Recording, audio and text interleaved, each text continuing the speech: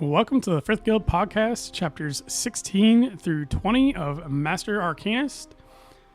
And chapter 16 dives into the tension between two King Basilisks, where Volk's attempt at diplomacy is shadowed by fiery battles and venomous outcomes. Chapter 17 sees our heroes defending Thronehold with knives, vegetation, and unyielding resolve. But at what cost? Chapter 18 ramps up the stakes as Volk balances diplomacy and feral instincts to outmaneuver Queen Ladislava's control. The intrigue deepens in Chapter 19 with sovereign dragons and uneasy alliances. And in Chapter 20, the Fenris Wolf enters Thronehold, where power struggles ignite, and a baby dryad steals the show. Don't miss the action, the magic, unforgettable characters of Master Arcanist, Chapter 16 through 20. And don't forget, April 8th, 24-Hour Warlock will be released on all platforms available for ebooks. And with that, we'll get into this week's chapters. Welcome back to the Frith Guild podcast. I'm your host, Eric. I'm co-host Scott. And today we'll be going over chapters 16 through 20 of Master Arcanist. Before we get into today's sections, I want to remind everybody 24-Hour Warlock will be releasing on April the 8th. Yay! So be on the lookout for that. And with that, we'll get into today's chapters, starting with chapter 16, Two King Basilisks. We start off the chapter by hearing the two basilisks talking, and basically they were told that by somebody, because somebody likes to just stir that pot, you know. Secrets don't make friends. Right. That Queen Valletta had pretty much all of them killed. So there's one King Basilisk that is not happy about this. Then there's the other King Basilisk that's like, look, I don't give a crap about what happened. I want to find my Arcanist. We find out that creatures don't innately know about the god creatures, and that it's more so they can just feel the pure power that's coming off of Volk. And I guess this would probably come through with all the other mystical creatures from the Will-O-Wisp all the way up to the god Arcanist, that they can kind of sense how much power each other has and kind of knows the pecking order of that. Volk does take comfort in the shadows still, even without Luther, and I kind of like, it feels a little bit on there. So, it's nice to still have that, like, looking back at Luther and remembering him. Volk comes across the King Basilisk, and he goes in with this idea of, I want to do this peacefully. I want to make this as less difficult as humanly possible, because we would definitely rather not have to fight the King Basilisks inside the tunnel underneath the city than to just try to get them to like come on out to the surface so that they can work with them up there. This is definitely much easier done than said, or maybe it's easier said than done. I don't know which one. It's a tough bargaining. I don't think there's an easier side to either one of them. So we have Thrice, which is one of the King Basilisks that is getting angry, and they basically start fighting each other in this tunnel underneath the ground. And instantly we go to plan B. Let's blind these guys so they can't manipulate us into stone. Cacao, how would you say it? I always want to say Coco. I know that's probably not what it is, but it would be so fun if it was Coco. Let's go with Coco. Coco, being a white will-o-wisp, blinds Thrice and allows Zelfrey to basically climb up him and use his manipulation as a Wendigo Arcanist and basically like solder the eyes shut, at least what I imagine. Volk kind of starts to hurl magma balls to keep him contained, keep him in one spot.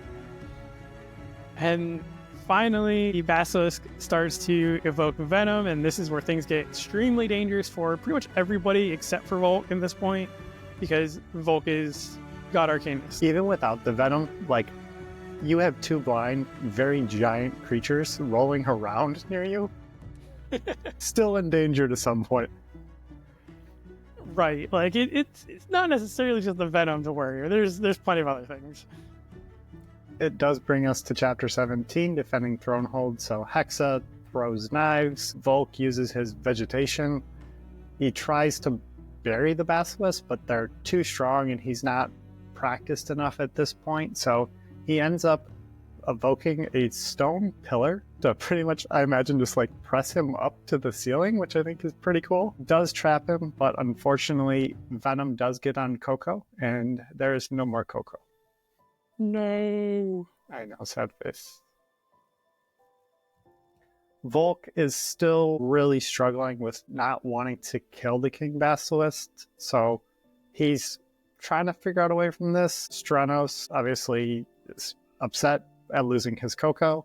He blames Volk for the death. They do end up subduing the Basilisks, and they are going to take them out of the tunnel. So all in all, fairly successful. They were able to get the Basilisks out. One casualty, unfortunately, but considering the damage that they could wreak, that's probably on the lighter side of what could have happened. You know, I would consider this an overall win or mission success because, again, one casualty is too many. However, the fact that he was able to get them both King Basilisks out without having to kill them, and I love Volk's like earthbending abilities here because it's very unique. He's really getting creative with his magic, which I think is a good sign. Right, and it's one of those, like, literally, his magic is going to be limited by his own ideas, just like with Luther and his shadow abilities. Stepping into Chapter 18, Acting Feral. Now, they are able to get out of the tunnel. They kind of get chided about not going without the Knights Draconic, because of course, they're standing outside the door with Raisin, like, what the heck's going on? And they're kind of like, hey, you know, we're immune to this. Like, we probably could have come with you to provide some backup, something. Do something, not worry about other people kind of wandering in on you. Volk does remind the Knight Captain that they still need to go talk to the Queen. And this is kind of like a poor excuse to change the subject, but nonetheless needs to happen. Hex does have a very big revelation about how to find Vethika, and that Regal Heights has actual trackers that can help find her, and not just Adela just trying to dream track, like actual mystical creatures that can scent out Vethika and find her. Now, Volk is just constantly getting onto these other quests. And again, like, quests, we're already on a quest. The much bigger quest constantly gets sidetracked by all these, like, one-off of pleasing the Queen and keeping the city safe. I mean, they're valid. However, like, I know I will admit that I have a very hard time focusing on one task as it is, especially in video games like Skyrim. Like, I'll get on and be like, I'm going to play for an hour and I'm going to get this thing done. And then, like, 3 hours later, I'm like, crap, I still didn't do that one thing. Nope, but I explored 3 caves, so that was cool. Yep, I found the gem, the forgotten gem. So finally we get to the castle, and Volk already knows that Queen Vladislava is going to try to control Volk and Zaxxas, or Zaxxas, I guess. And before he goes in, Fane gives him a fairly solid piece of advice about how Volk needs to kind of act like Callisto. And this is one of those, like, whoa, stop, wait a minute. We know Fane is a good guy now. He's with the winning side, but what do you mean? And Fane mentions how he needs to act like Callisto by being feral. And not like foaming at the mouth feral, but like assertive, I guess. Like, not being passive. And I love the little quips that Shammy puts into her writing. We have memory floated into my thoughts as we entered the castle courtyard, thinking about how he saved her from drowning. Random, but a great callback. Right. Like, and I love the play on words with the floated and in the river, you know, saved her from the river. And I can say that I can 100% testify that the higher ranked person does not wait for everyone. Everyone waits for them. As I cannot tell you how many times I have stood in formation waiting for the senior officer to come on to release us to go home on a Friday or whatever the case is, and just being like, where are they? Yes, there's one person that needs to be on time, and it's holding everybody else up. And it is a power play in a lot of situations of, like, I know you cannot start without me, so I'm purposely going to arrive late. We do get into chapter 19, which is the 3 dragons. So Volk does have a conversation with some of the soldiers, and this is a great little bonding moment. They talk about the Knight Captain Rendell. Volk has, fought with him in the final battle against Egha. He's real lot of respect for the people. The Knights Guard have a lot of respect for him as well. So there's a nice little moment there where it seems like he's actually getting some respect from the Guard and building some trust with them, which if he's going to try and, out-edge Queen Vladislava, you kind of need the buy-in from the people as well. So great little moment there of people building. As he comes up to the tent, he knows there's Sovereign Dragon, a Pyroclastic Dragon, and a Celestial Dragon. And they do talk about the Celestial Dragon being born, which is born from a star shard that lands on top of a dragon's corpse, which you can imagine pretty rare, but also such a cool spawn. I wonder if they're like, you know what, if there's a dragon that ever dies, like, we need to bring it to Celix to be able to have, like, make more Celestial Dragons, please. Yes, please.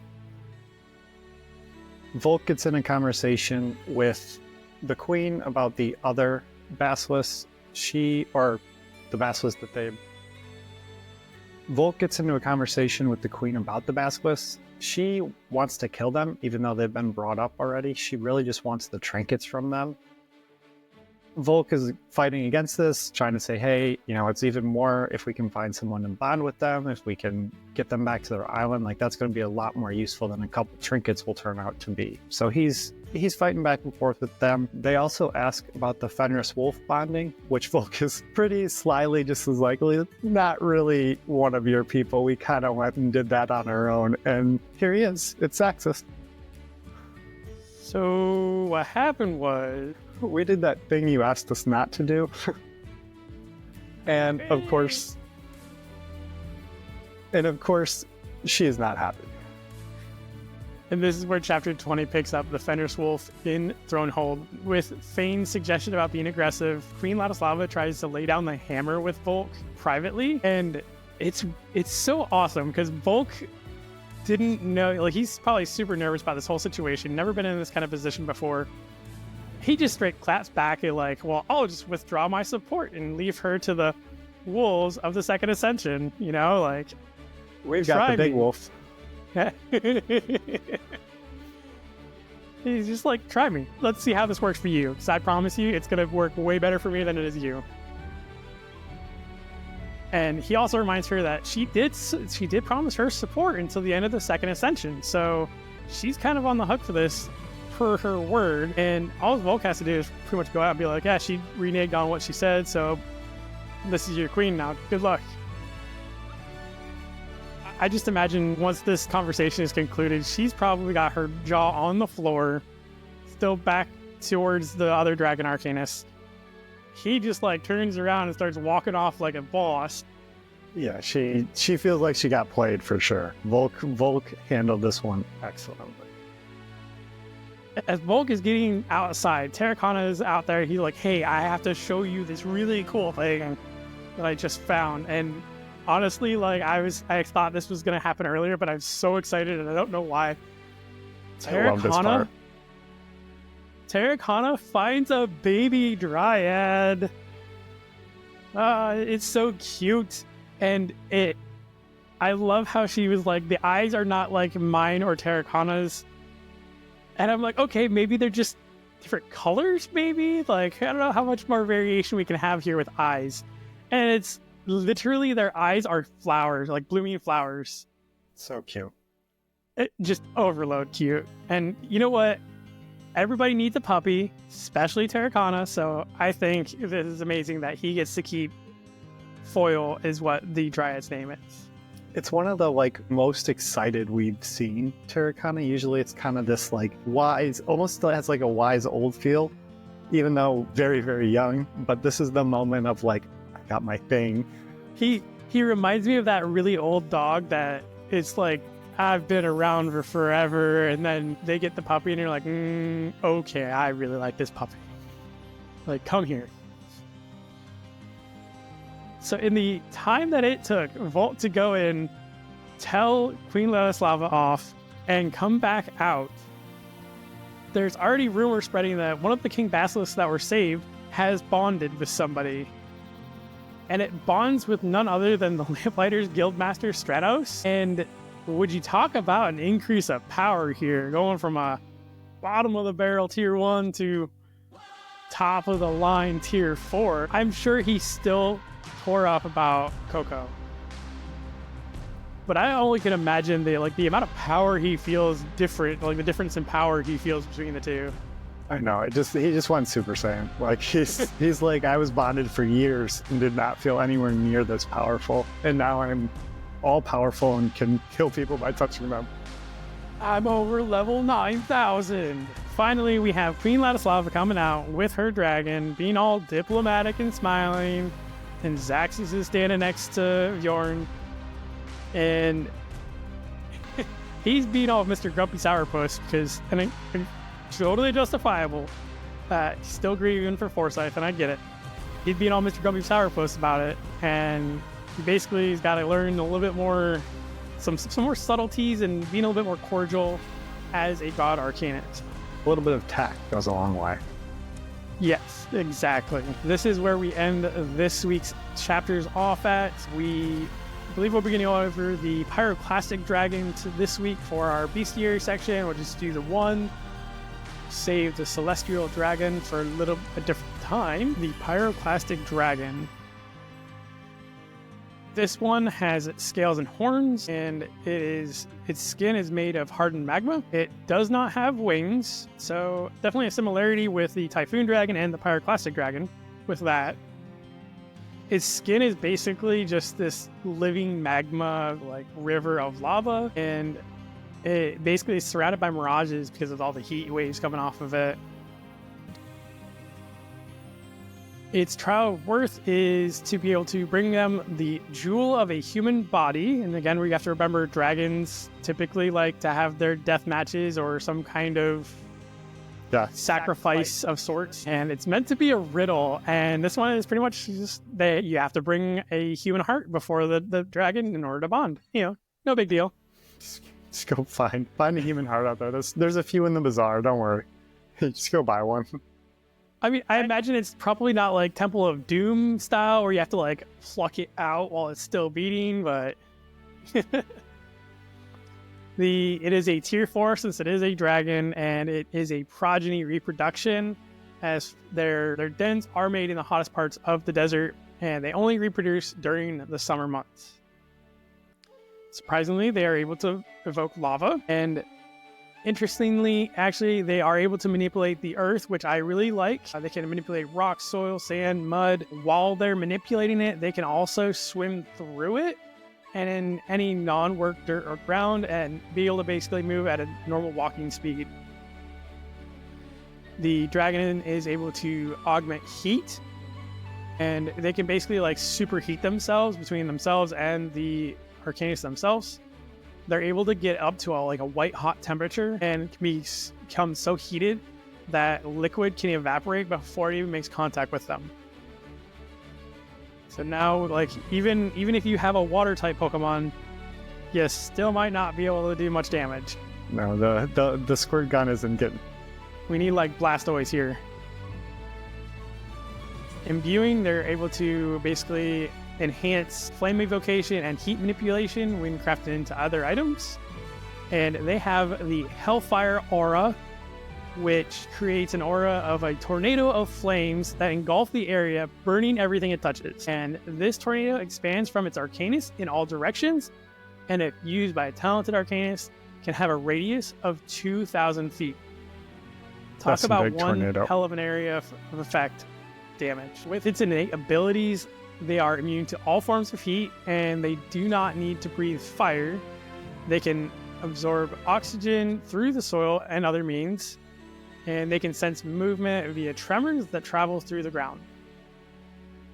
Its true form type is the Gaius, and the Arcanist must explore the heart of the world in order to get their Eldraine to transform. And again, this is meant to be more as a riddle, so that way it takes a little bit more difficulty to figure out.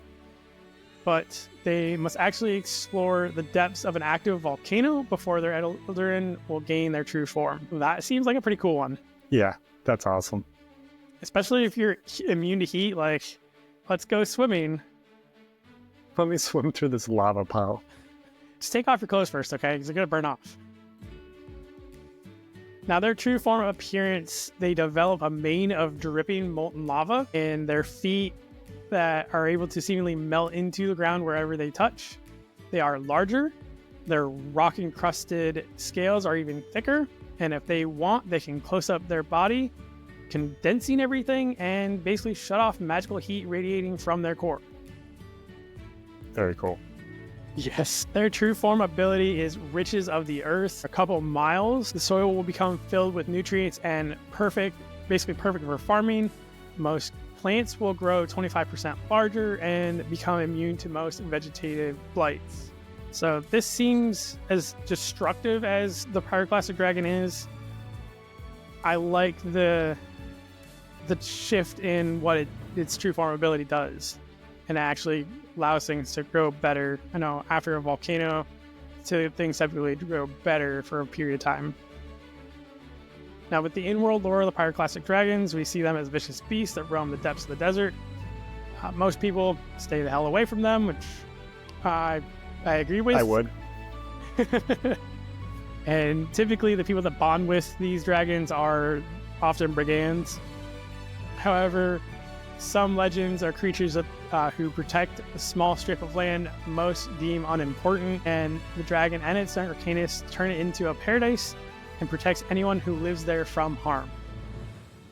This was taken from some real world inspiration, and they're meant to be the pinnacle of like the fire dragon instead of just having a dragon that breathes fire. And this is meant to represent all the good and bad of a volcano, and hence their true form ability to improve soil, and just like a volcano. And I am very glad that Shami did not just do here's your standard dragon that breathes fire, and I really love the extra she put into this. It's very unique. You know, fire dragons, super common, super cool, but this is just on steroids from anything you typically see.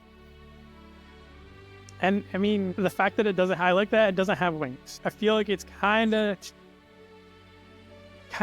you feel kind of sad for it, but with everything else it's got going for itself, I don't think it's that bad. You can make do. Yep. All right. Again, we want to remind everybody, 24-Hour Warlock is being released in 6 days from the date of this release of the podcast. If you have not done already, and if the nomination for DragonCon has not concluded yet, make sure you go over there and vote or nominate. I know I went and nominated Labyrinth Arcanist for Shami's books that came out last year. Hopefully we can get her to the finish line this year and get her that award. Otherwise, with that, we'll catch you guys next week.